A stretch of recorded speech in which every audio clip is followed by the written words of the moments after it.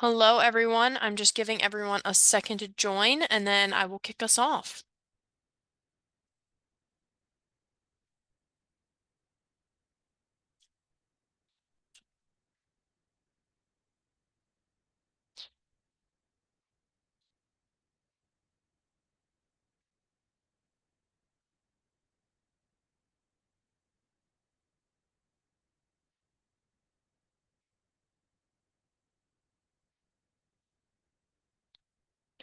Awesome. Hello, and welcome to today's webinar, Understanding ACA Requirements for 2025, a guide for employers. We're excited to have you here with us today. A few quick housekeeping notes before we get started. Today's conversation will run about 60-ish minutes, including Q&A at the end if time permits. Please submit your questions anytime using the Q&A box, and we'll cover as many as we can. If we can't get to yours, please, we will reach out and we'll be able to get you an answer to your question. A recording of today's session, along with all of the slides, will be shared with you this afternoon. And don't forget, all attendees are eligible to receive a SHRM credit if you stay with us 50 minutes or more, and we'll provide details on how to claim that following the session. So with all of that, let me give you a quick introduction to MP Wired for HR. If this is your first webinar with us, MP offers a full human capital management platform: payroll, time, benefits, recruiting, performance management, everything you would expect from one of those big box providers.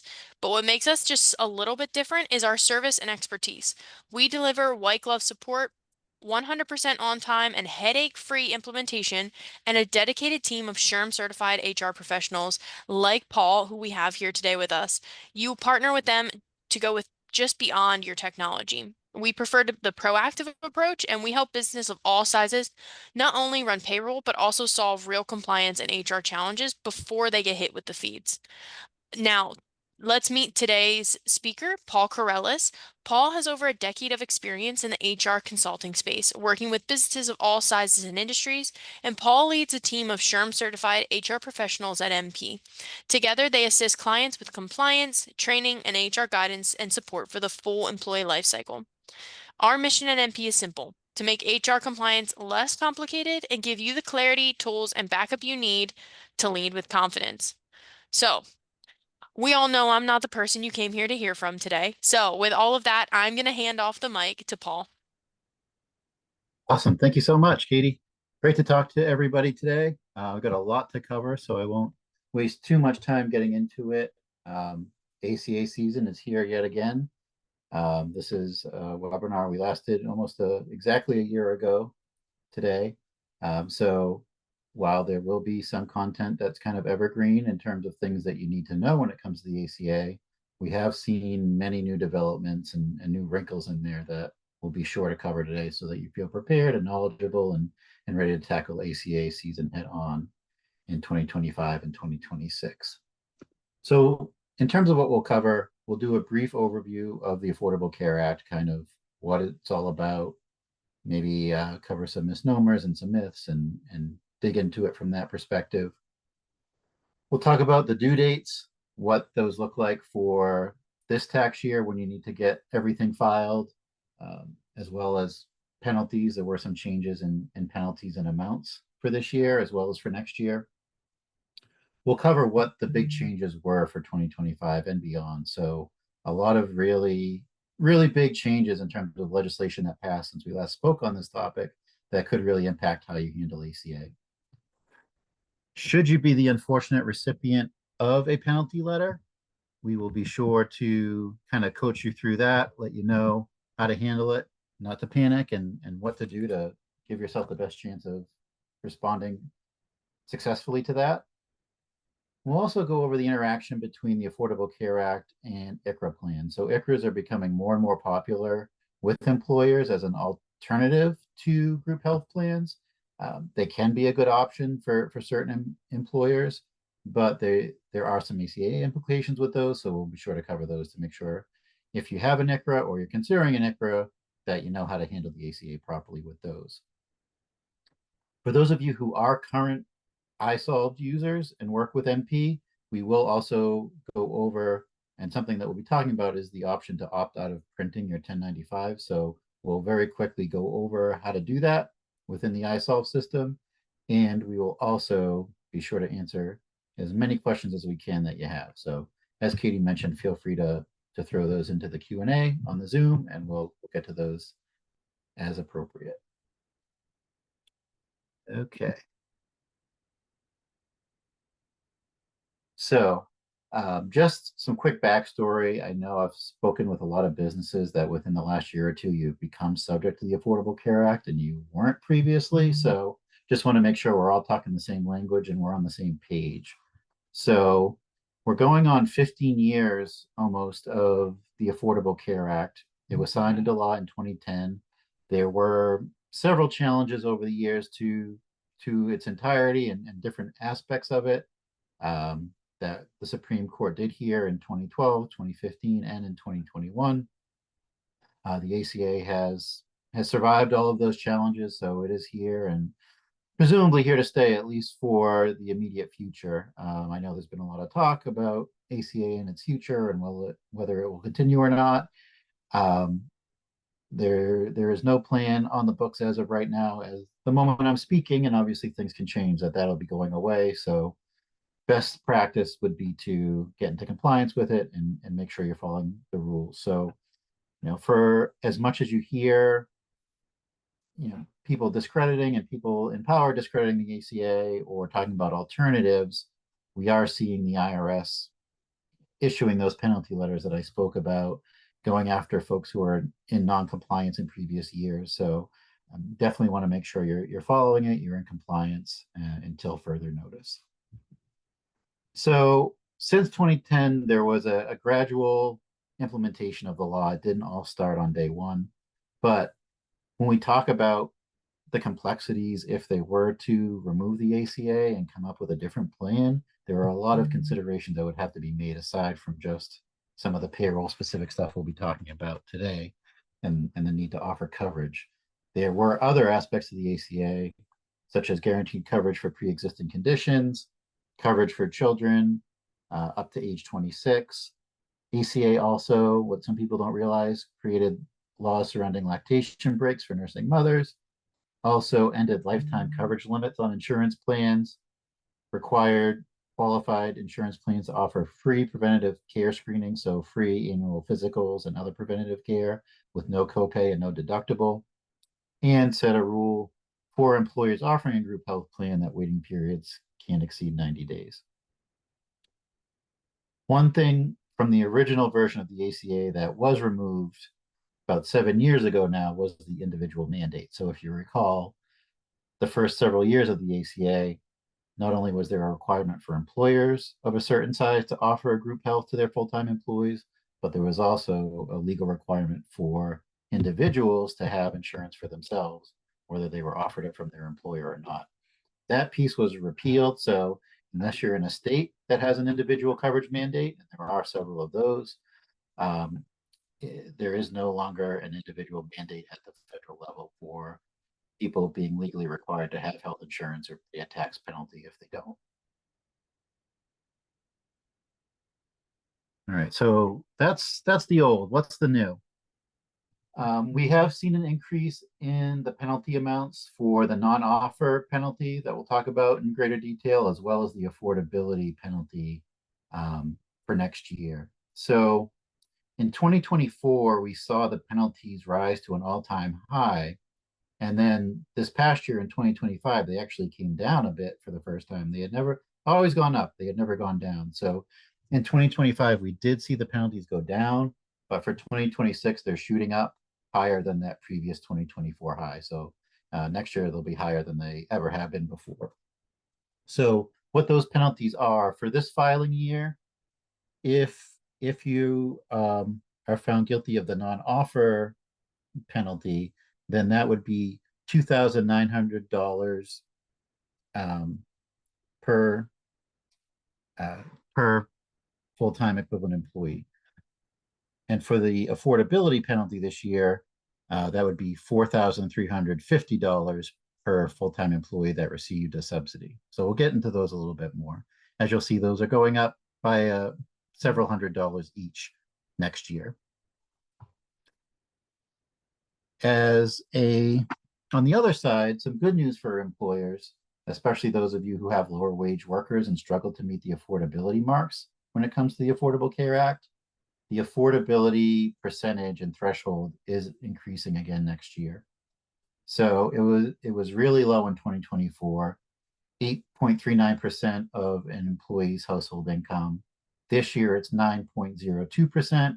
For next year, it's going to go all the way up to almost 10%, 9.96%.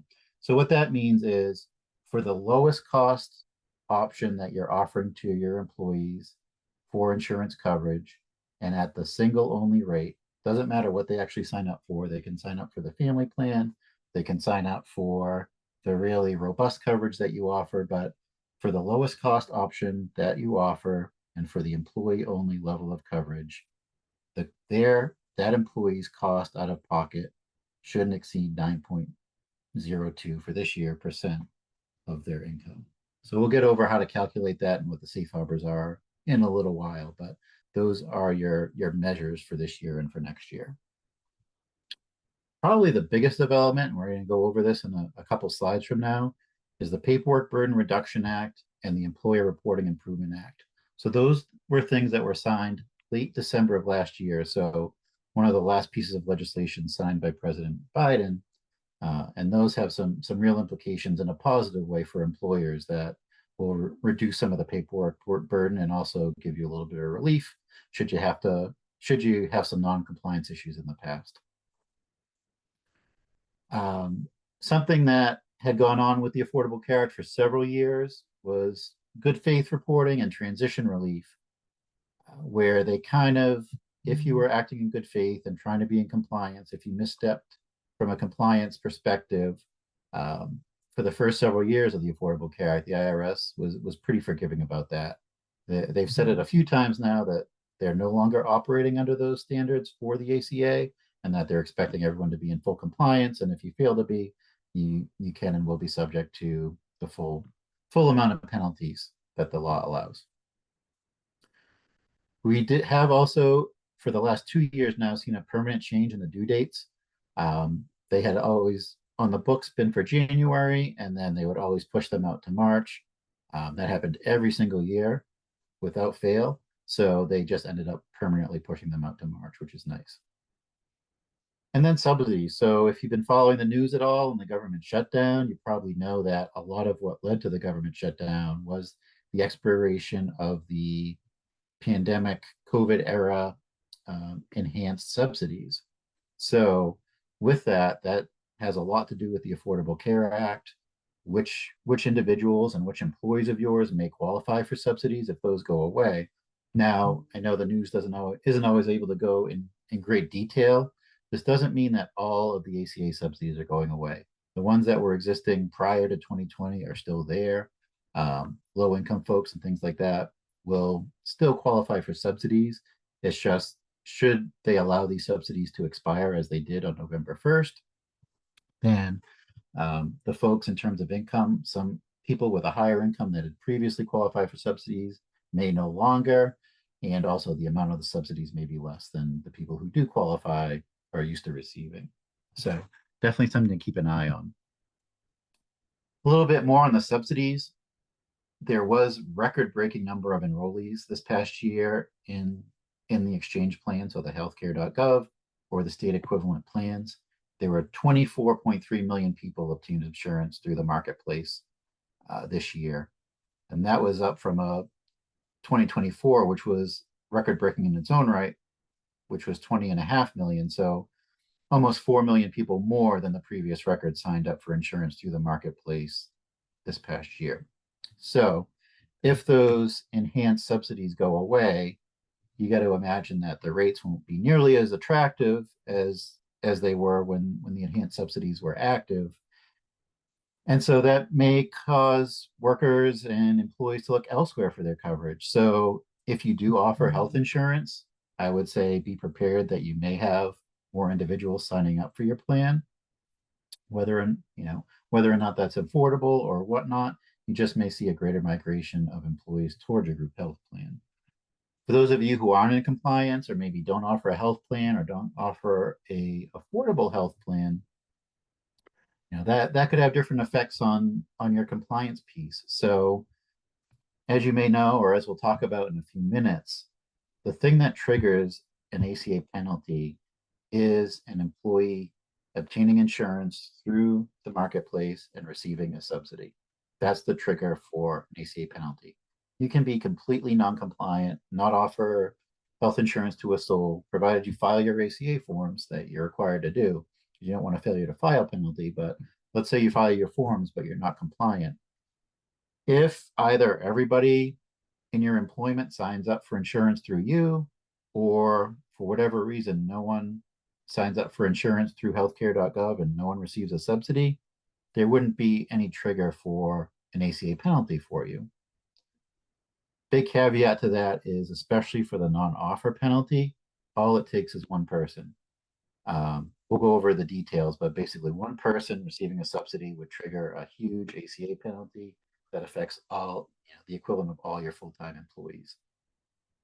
The affordability penalty is only for based on the number of employees who receive subsidized coverage. So there may be some relief there, but definitely something worth talking to an HR professional about, putting together some strategy. If you have a plan where you have employees who fall outside of the affordability, there could be more risk, there could be less risk with this expiration of the subsidies, but definitely something you want to consider and strategize on. All right, so let's talk about some good news here.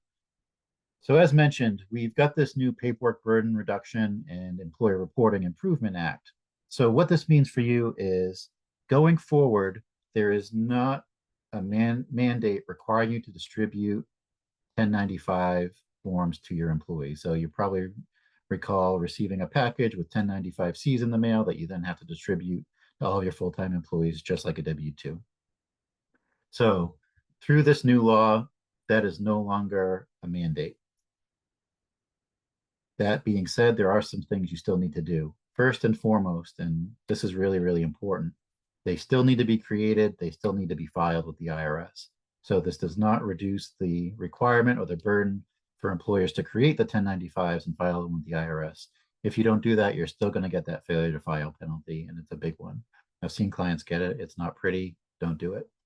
So you still need to review them, make sure they're accurate, file them with the IRS. You just don't have to hand them out to all the full-time employees. You do need to have them available to them upon request, and you do also need to post a notice of availability. So there is some kind of standard language you can use. We do have a template notice if you'd like that. After the webinar today, you're going to receive a survey. There will be a spot on the survey where you can indicate that you would like a copy of the notice that we've created for this. So this notice needs to be posted starting on the due date of 1095s, which for next year is March 2nd. It has to remain, that notice needs to remain available, clear and conspicuous placement from March 2nd all the way through October 15th. Amongst the guidance and what is allowed is having that posted on either a public website or on your company's intranet page. You need to make sure that there's clear language and labeling. Some suggestions are having a link on the internet that says tax information, and from there a link to that says important health coverage tax documents. You just need to make sure that that's easily accessible, that it's written in easy to understand language, and that employees are clearly instructed on, if they wish to obtain a copy of the 1095, how they can do so. So because of that, the notice also needs to include contact information.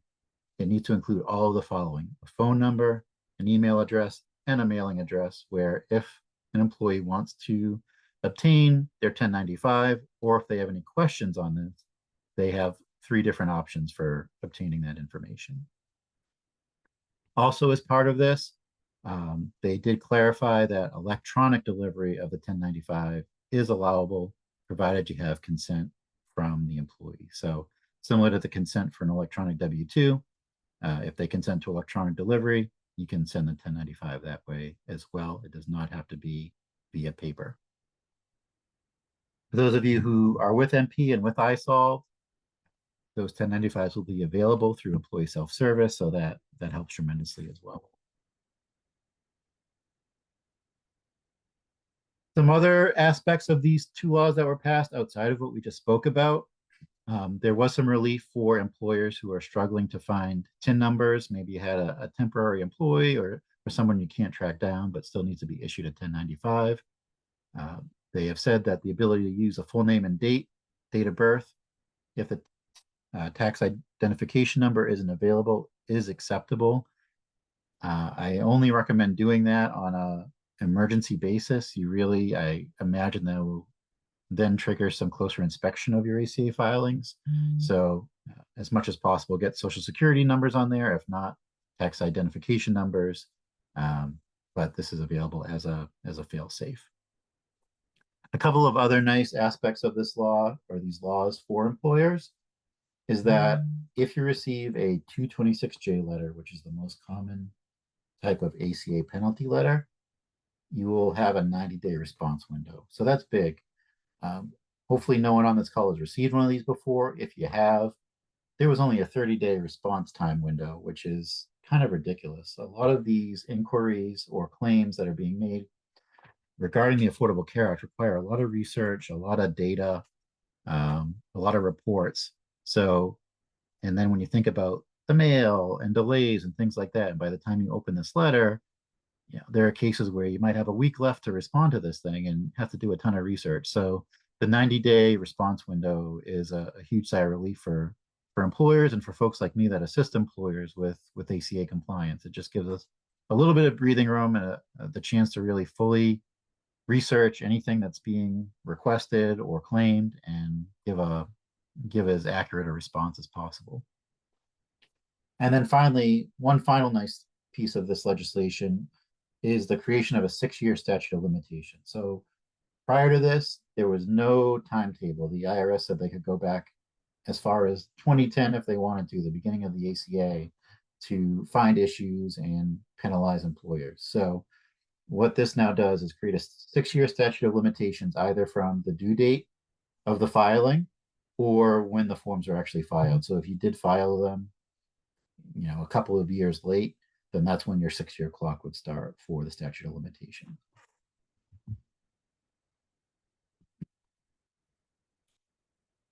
All right. So again, just to make sure we're talking the same language, uh, let's go over some key terms. I'll try not to use too much jargon, but these are some key ones that it's important for you to know. First of which would be ALE, which stands for applicable large employer. So if you are considered an ALE, this means you are subject to the ACA and need to do all the filings that we're going to be talking about. The way to determine whether or not you're an applicable large employer is whether or not you had 50 or more full-time equivalent employees in the previous calendar year. So for those of you wondering, did I need to be in compliance this year? Do I need to file and get these forms filed by next March? It would all have to do with how many employees and what hours were worked in 2024. So how do we determine how many FTEs you have? So FTE is full-time equivalent. The way that that's figured out is for anyone you have who works 30 or more hours per week, they count as one FTE.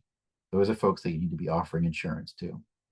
For everyone else that falls below that, you don't need to offer those folks insurance under the ACA, but what you do need to do is count them towards your employee count. So the most simple example here would be that if you had 2 part-time employees that averaged 15 hours per week, while neither of those employees would be benefits eligible, you would not be on the hook for offering them coverage. You do not need to issue a 1095 for those folks. So while they are part-time, when you add up their hours, those 2 15-hour week employees equal 30 hours, so they count as one FTE as well. So those do factor into whether or not you're above or below the 50 count. And then finally, variable hour employee. So these come up a lot in hospitality.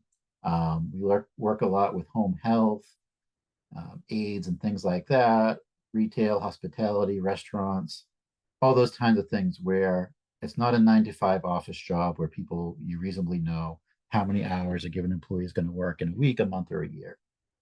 So if you have a variable hour employee, what that means is that you don't know whether they're going to fall above or below that 30-hour per week threshold. You want to be careful. You don't want to abuse this. You don't want to have someone that you know you're going to have working 40 hours a week and call them variable. But if you do have true variable hour employees, there is some flexibility to how you handle those folks and when you have to offer them insurance. We'll talk about that more in a little bit.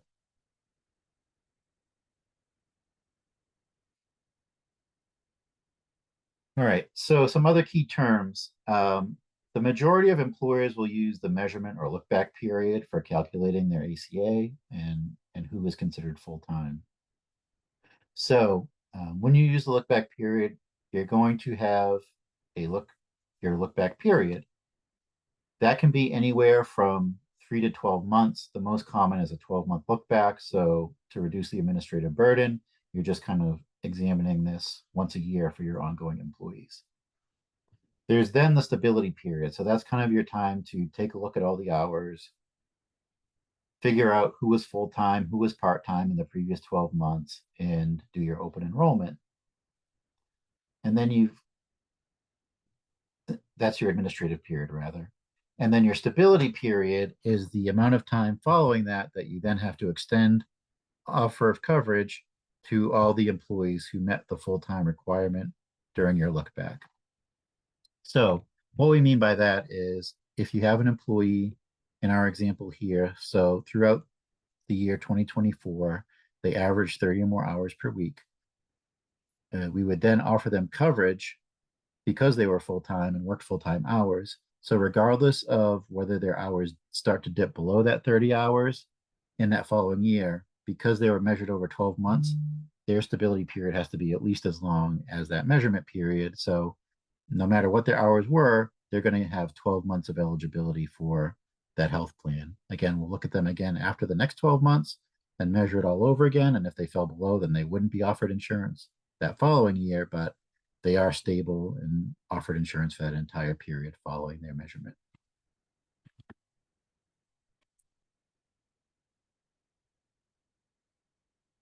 So, in a nutshell, as an employer, if you have determined that you are an applicable large employer, you need to offer insurance to at least 95% of your eligible full-time employees. They give you that kind of 5% margin of error. I wouldn't advise writing on that. Everyone that's full-time, 100% offer them coverage. And so that's your offer of coverage requirement. You also have the affordability requirement. That's the first A in ACA. So under the affordability requirement, as I said before, the employee out-of-pocket share of the qualifying lowest cost employee only level plan can exceed for this year 9.02% of their household income.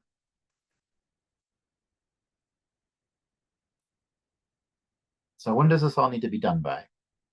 So 1095 forms to employees. Again, we've talked about the paperwork reduction, but when you need to at least have that notice out, or if you're not opting out, if you are printing and not putting that notice out, the deadline to have these forms delivered to your employees for next year or for this tax year is March 2nd of 2026. If you have employees in California, you need to make sure that you get them their forms by January 31st. So California is one of those states with an individual mandate, and they have said, despite all of these changes in the rules and the laws, you do still need to provide your California employees with a 1095, and it also needs to be delivered by January 31st so that those employees can file their California taxes. They are one of the rare states where they do need a 1095 to be able to complete their personal tax return. Rhode Island is another state that also has an individual mandate. So in Rhode Island, you're still going to need to furnish forms to those employees. They allow you to wait until that March 2nd date, though they don't have an earlier due date for their 1095s. For employers who are still allowed to file on paper with the IRS, this is very rare. This is if you're somehow a applicable large employer, but have, I think, fewer than 10 forms that need to be filed. Again, not common at all. If you do fall under this, your due date is February 28th for filing with the IRS. For most of the folks on this call who are applicable large employers, you're going to want and need to file electronically, hopefully your payroll provider does this for you, or you have a third party that does it. If you're with MP and you're not sure, talk to us. We'll ensure that we do it, but in most cases we do. So the electronic filing with the IRS for applicable large employers, the due date for that is March 31st of 2026. If for some reason you have not been able to review your forms, you need more time, you need to make some corrections, whatever it may be, you can get an automatic 30-day extension on that due date. What you'll need to do is fill out a form 8809. That will be an automatic granting of a 30-day extension on your ACA due date with the IRS. So let's talk penalties. This is not a fun part of the conversation here. So the first group of penalties is the non-offer. This is the hairiest. This is the most expensive.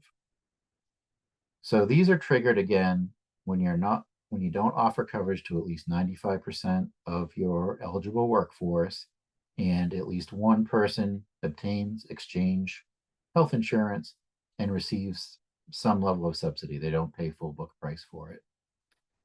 The penalty for this tax year for 2025 in this instance is going to be $2,900 per full-time equivalent employee minus the first 30 FTE. So as an example, if your FTE count is 100 and you were subject to this penalty, your bill would be 100 FTEs minus the first 30, so 70 times 2,900 for a penalty of $203,000. So again, very, very expensive. This, along with all of the ACA penalties, are prorated. So what that means is if you had an employee who started mid-year or left mid-year, but was eligible as an FTE, you wouldn't necessarily pay the full penalty amount. You would pay a prorated portion, $241.67 per month.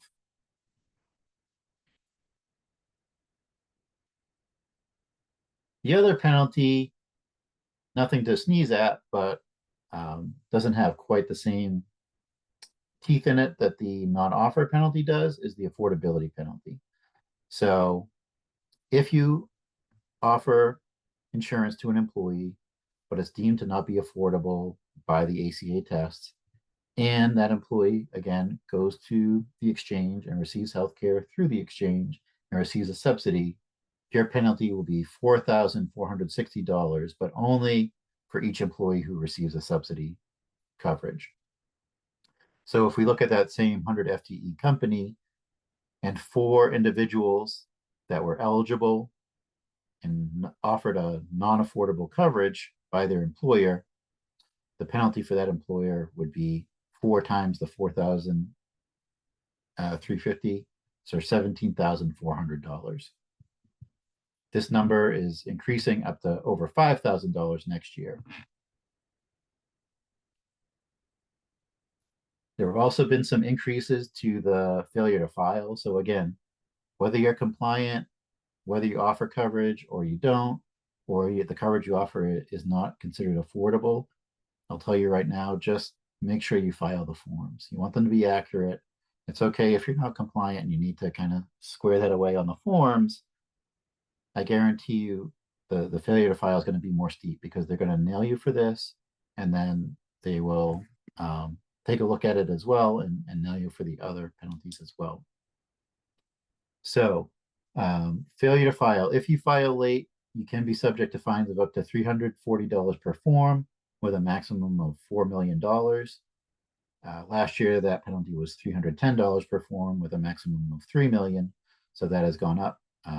Only $30, but when you talk about per form, that adds up very, very quickly. And if you're found to be an intentional failure to file, I haven't seen that too often, but if they feel you're being malicious and just completely ignoring the rules and it wasn't an accident or mistake or misunderstanding, then they reserve the right to penalize you up to $680 per form with no cap at all. That's a $70 increase from last year. I will say in most cases, if for some reason there was a mistake or a misfiling or something went wrong. I have yet to see a business be penalized for filing late that if they did it on their own accord, if they acted proactively. Um, Also, even if you have been called out by IRS and they said you failed to file, in a lot of cases, as long as you frame things the correct way and respond accurately and get those filed, we've had many, many cases of businesses that have been able to either completely eliminate or greatly reduce their penalties for filing late. So it's never too late if you're realizing now, kind of listening to these requirements and realizing you probably should have been filing for the last couple of years. It's definitely something worth looking into. Um, I know I spoke with a number of companies who had never really filed. They figured it wasn't something the IRS was looking at. The IRS has really modernized their systems quite a bit over the last few years, and we've seen dozens and dozens of penalties issued to businesses who kind of thought it was never going to happen, and it's happened, and we see it happening more and more. So definitely, if you feel like you may have missed some years, it's not too late to go back. I encourage you to at least speak to someone, speak to legal counsel, speak to some HR professionals, kind of get their take on it. But in most cases, the guidance will likely be to go ahead and file and have a clean record. Right. So if you do get one of these aforementioned penalty letters, here's what to do. First, don't panic, but B, don't procrastinate. So again, we do have more time than we used to. Again, we used to have sometimes a week, if that, to respond to a letter by the time it was opened and addressed. But those due dates are pretty strict. You do not want to file your response late. That can really create all kinds of problems, including intents to levy and all kinds of mess that you just don't want to have. What you do want to do is reach out to your payroll provider for that time period. So you may get a letter, a 226J letter in the mail for ACA and assume that it was for 2024, where you need to take a look at it. A lot of times these penalty letters are having to do with 2020, 2021. They can be for several years ago. Again, now they won't go back further than 6 years, but you might be getting close to that with some of these letters you receive. It isn't necessarily something they're still playing catch up. As many advancements as they've made, they're still playing catch up at the IRS. So don't be surprised if you see one of these letters and it's requesting information for 2020 or 2021. So you're going to need to see who was our payroll provider at that time and start gathering information. So you're going to need some records depending on what the penalty is. If it's for affordability, you're going to want to look at payroll records and how much folks were paid, what the cost of the plans was. Can you shoehorn them into to some sort of one of the safe harbors for affordability? We've definitely seen that. So don't assume guilt when you get this letter. We've had plenty of where an employee, these employees go to the exchange, and whether it's on purpose or not, maybe they don't understand the questions. One of the questions they get when they go to the healthcare.gov and they're filling out their information is, did were you offered affordable coverage from your employer? Now, the employer may not feel that it was affordable, so they might say no. Or maybe they weren't offered coverage or didn't realize or whatever it is. But if they're saying no, then that's what grants them access to the subsidies. Or maybe they said yes and didn't like the prices, so they go back and say no, and then they see the subsidies. So for whatever the reason is, those subsidies are likely to trigger an affordability issue and could very likely get a letter sent to you inquiring, hey, we paid subsidies to these three employees. Why is that? Where's the mismatch with your ACA filings and what happened with this employee? So, as I said several times, we've been able to track these down, do the research, and prove that we did make an affordable offer, and kind of were able to clear the business's record for that. That being said, some things that you will want to gather depending on what the letter is asking: payroll information, open enrollment data, waivers. So this is a big one. Whether you're using electronic open enrollment or you're still using paper, for anyone that you're offering coverage to that does not sign up for your plan, make sure you get a waiver. That is going to be your silver bullet if you are accused of not offering coverage to an individual. Having that waiver that says, yes, I was offered coverage, but I am declining it for whatever reason, will be your golden ticket to getting out of some hefty penalties. You want to make sure you carefully and accurately craft your response, and again, get it in prior to the deadline. Sometimes there'll be the option to fax it. If not, I recommend sending some sort of mail that you can track and confirm delivery of. And then you just kind of have to wait. Again, the IRS had been seeing reduced staff anyway this year, and then with the government shutdown, it's down to a skeleton crew. So turnaround times on responses has been slow, but just wait for it. You can certainly call for an update. I'll tell you, you're not going to get much of one. You may be able to confirm that they have it and that it's being processed, but in terms of any detail, you probably won't get much detail until you receive a response back in the mail.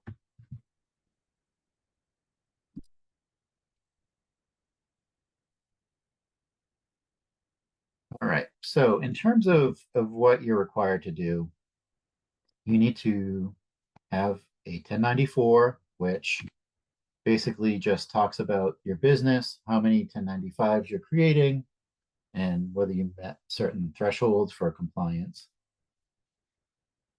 And then you also have to, again, file 1095s for each of your full-time employees.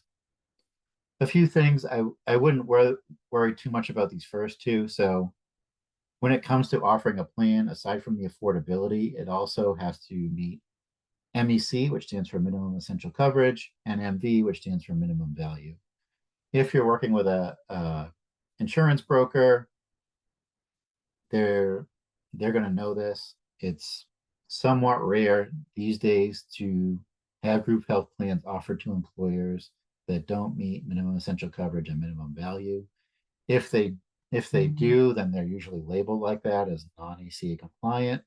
Again, it has to be really a real catastrophic type of health insurance plan to not meet these requirements. So somewhat rare, but it doesn't hurt to ask. If you're wondering, certainly ask your broker or whomever you get your insurance from for your business, just to ensure that you're in the clear there. All right.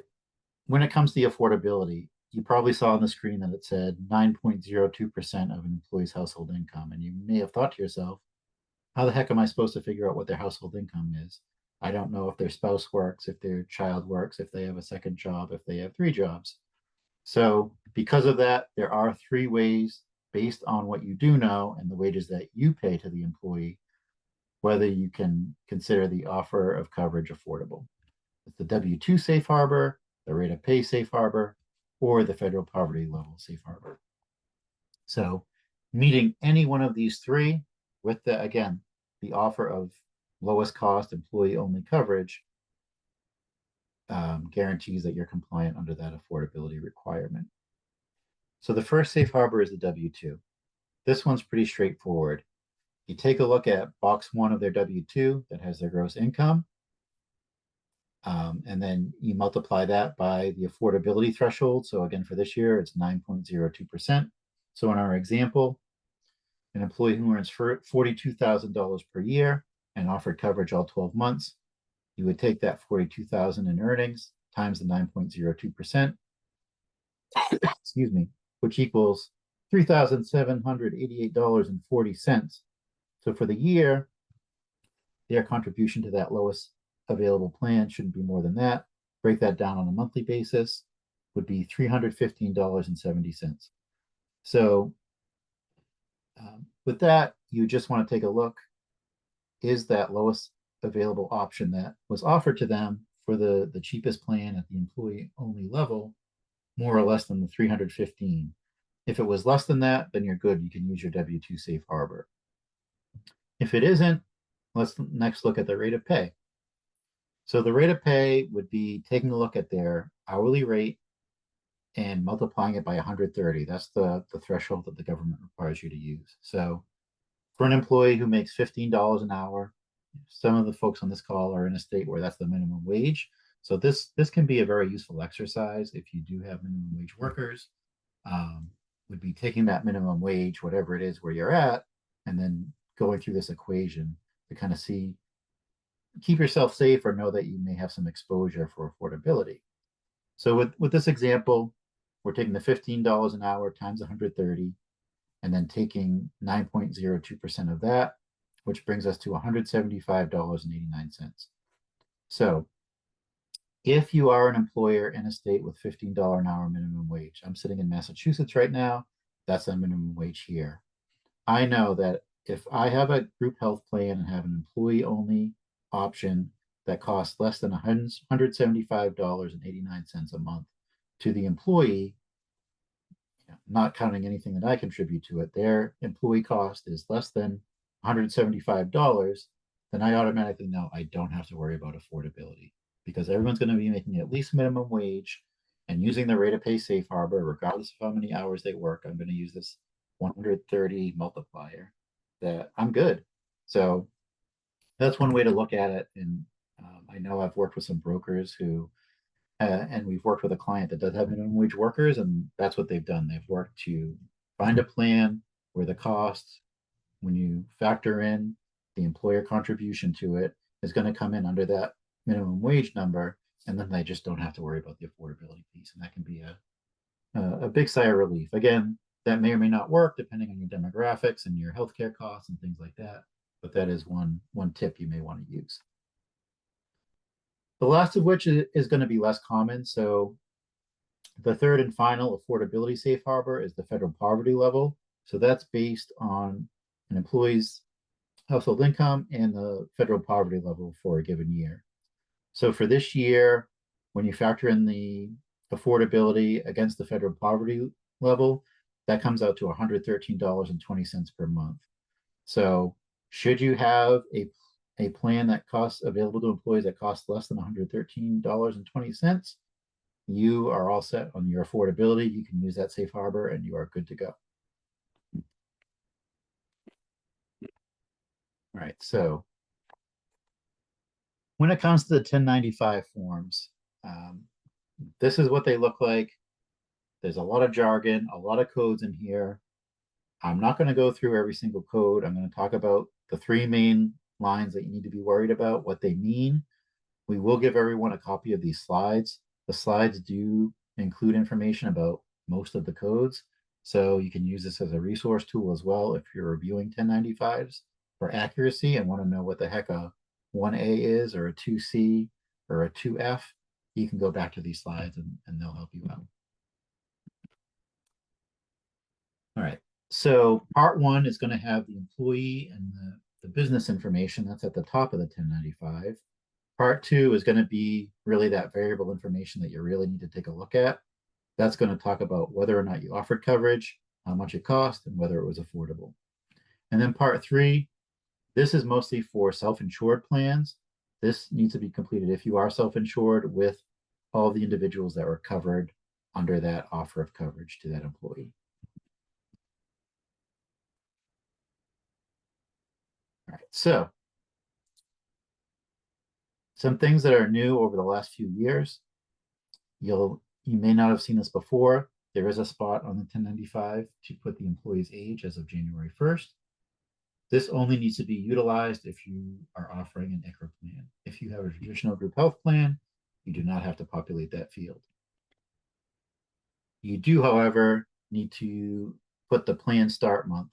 So if you have, say, a mid-year renewal in June, you're going to put a 06 there, and you'll probably see the rates change on line 15 from January to May and a different rate from June through December.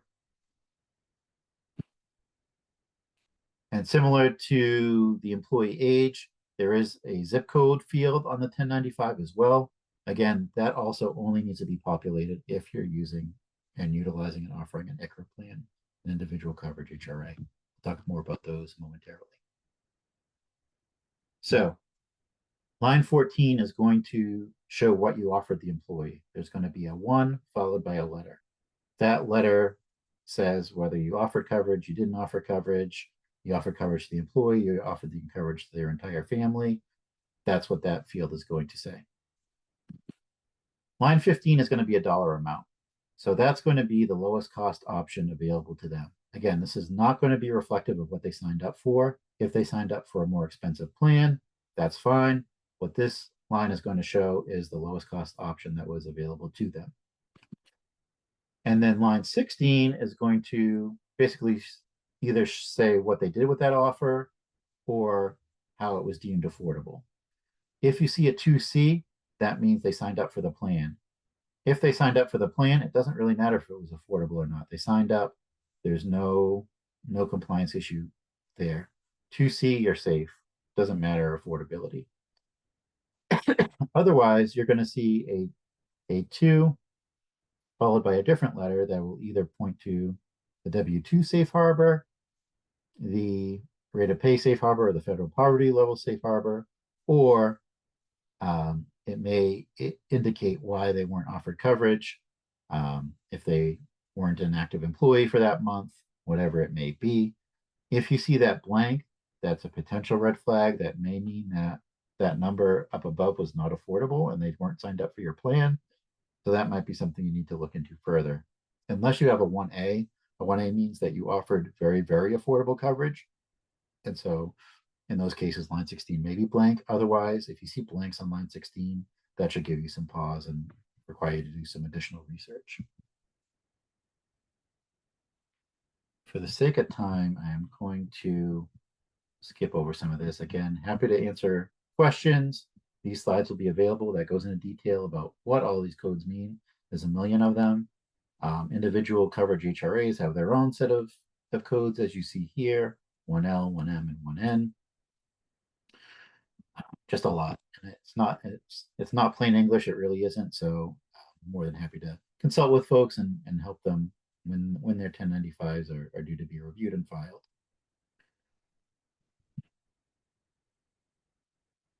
So again, these are all the different 2 codes that you may see. 2A means they weren't employed that month. 2C means, as I said, they were enrolled in your coverage. The other ones that you'll hopefully most commonly see would be a 2F, meaning they met the W-2 safe harbor, 2H for rate of pay, or 2G for the federal poverty level. So if you see any of those codes, you're golden.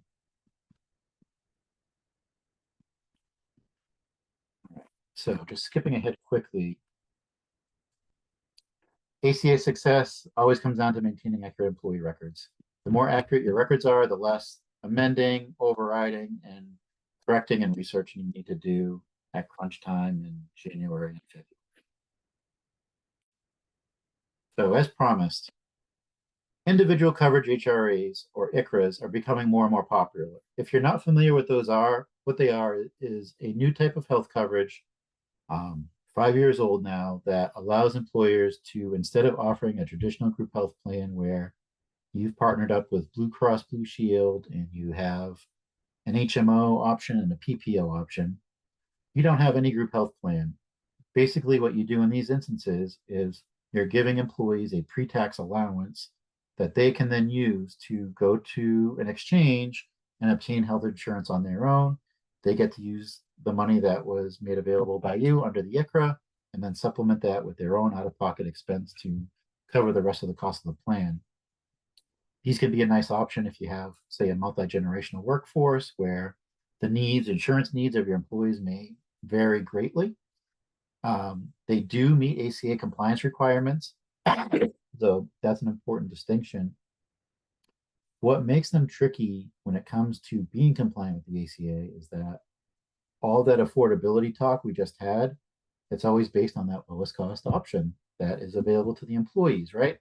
So if you don't have a group health plan, what is the lowest cost option? And that's where the trickiness is. So under the ACA laws and regulations, when coupled with how an ICRA works, is that affordability number is going to be different for every employee based on the lowest cost silver level plan on the health exchange marketplace. So if you have an older employee who's maybe 65 years old and lives and works in Boston, their lowest cost silver level plan might be very different than an 18-year-old employee living and working in Providence, Rhode Island. And the ACA forms need to reflect those differences. So this makes it tricky. You're not using the same health plan for everybody across the board. You're not seeing identical dollar amounts on line 15 of your 1095s. These are going to vary. Um, that being said, while they will always vary based on age and some other things, when it comes to the location, you have two options. You can use their zip code of where their residence is and where they live, or what might be preferable, especially if you have everyone coming into a single workspace or single office, you are allowed to use the zip code of the work location. So it doesn't always provide the best relief if you are a multi-state employer and you have people working all over the place, but it can provide some relief again if you're a single or couple of location employer. You are allowed to use the zip code when determining the cost of the silver level plans based on your work location if you prefer. So if you do have an ICHRA or you're thinking about it, talk to your ICHRA provider first. Some of them are getting much better with their support for ACA compliance and can rip off some really good reports to help you out. Definitely work with your payroll provider, see what your options are in terms of filling out the forms. Most likely there's going to be some blank spaces on your 1095s that you're going to need to fill in because the system won't know what the cost of a silver level plan is in that employee's area. So with that being said, definitely allow for extra time for your 1095s and your ACA filing if you use an ICHRA.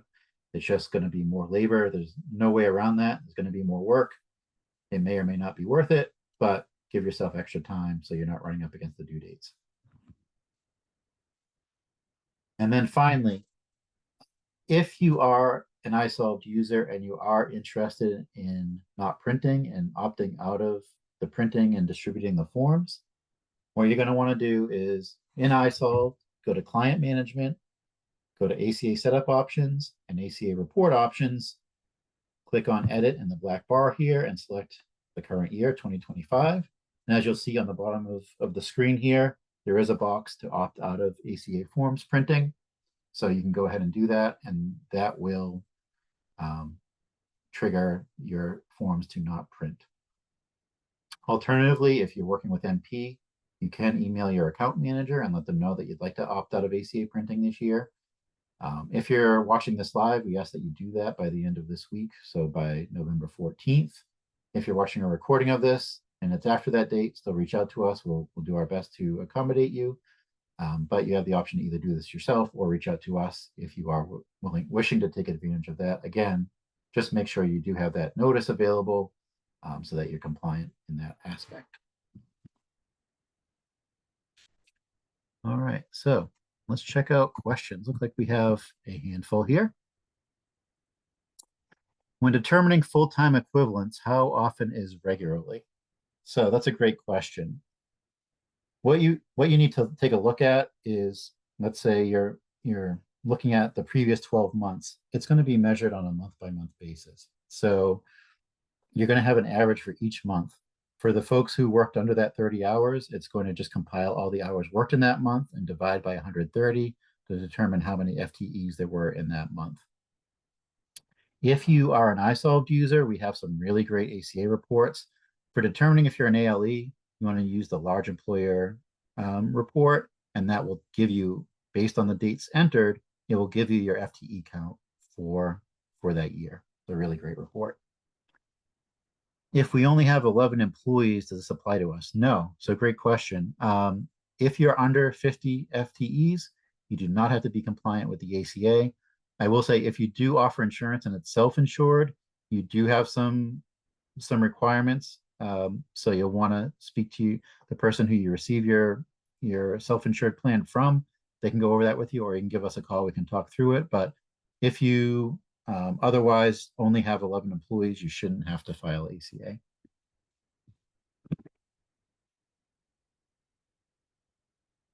What guidance or best practices do you advise on how to handle Social Security number no match letters from ACA reporting?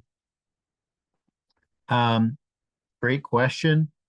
I think those are best handled on a case-by-case basis in terms of whether it was a keying error and there was just a mistake on the Social Security number, or if what you have matches what was filed and there's a mismatch there that might require a different response. So that can be really specific and in the weeds depending on the situation. It's really a case-by-case basis.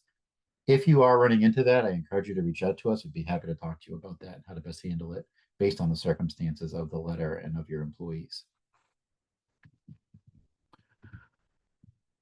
What's the best way to calculate affordability if the rates are age banded? That's great. So uh, I think what you want to do then is take a look at your workforce, divvy them up by ages to match those age bands, and then see what those costs are and do separate affordability tests based on those, however many levels there are in your age bands.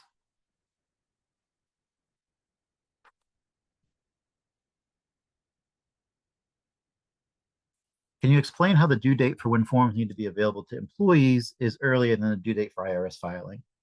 Yep. So the forms, if you, well, let's go back in time and say this Paperwork Reduction Act wasn't in place. Forms need to be furnished by March 2nd to your employees, or that notice needs to be posted. Um, that's just a requirement. Again, there are some states that for employees to file their personal tax returns, whether that be in California, Rhode Island, a couple others. They will need some information from the 1095 to prove and meet their individual mandate, prove that they had coverage or were offered coverage. So that's that due date. And then the IRS due date for electronic filing is always at the end of that month, the end of March now. How do you handle employees? This is a good one. How do you handle employees that max out their retirement contributions and reduce their box one and W-2 against the affordability requirements? Really good question. What I would do in that case is probably if they're, through whatever means, if their box one isn't really reflective of how much they're actually earning, you're going to want to use that rate of pay safe harbor instead and take a look at their salary or their hourly rate, and based on that, be able to kind of shoehorn them into affordability based on their actual rate of pay or wages rather than what's in box one of their W-2. So I think we're right about at 2 o'clock. Thank you. I know that was a lot to go over in a brief amount of time. Encourage you, if you have questions, I know it's a lot, it's complicated, it's not a simple topic. If you have questions, please reach out and I'll be happy to help. But otherwise, I'll hand it over to Katie to close us out. Thank you, Paul. As usual, fantastic job and so much content. Just a reminder to everyone, we will be sending out the slides and the recording this afternoon. We also have a ton of other content if you're interested. We have the ACA compliance checklist for 2025. So I did just drop a link into the chat. Feel free to fill out that form and we can reach out to you and get you that checklist or the ACA. Notice template. We can get that all to you. So again, it gives us a feedback on the webinar, lets us know what you think, how we can improve, or if you have topics that you're interested in and want more info on, give us some feedback of that topic and we'll see what we can do to get that up live for you all. MP, we know you have choices when it comes to technology and HR partners, and we provide the same comprehensive payroll and HCM solution as big box providers, but what truly sets us apart is personalized service and hands-on HR expertise. Our SHRM certified consultants like Paul work alongside clients like you to navigate compliance, training, and full employee lifecycle, not just system setup. So if you'd like to continue the conversation, our team is here to help. And on behalf of the entire MP team, thank you again for spending your time with us, and we look forward to seeing you at our next webinar.